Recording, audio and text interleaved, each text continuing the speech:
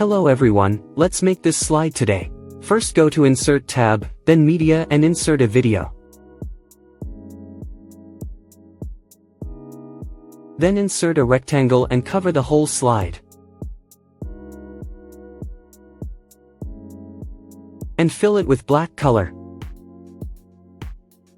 Then insert a round corner rectangle.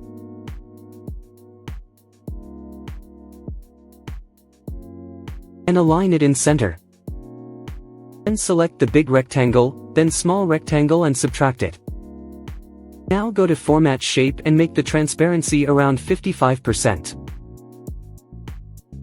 Line color will be white and increase its width.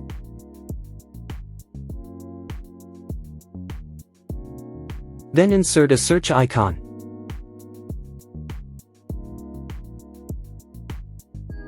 Then add your heading and content. Here you go. Subscribe our channel for more.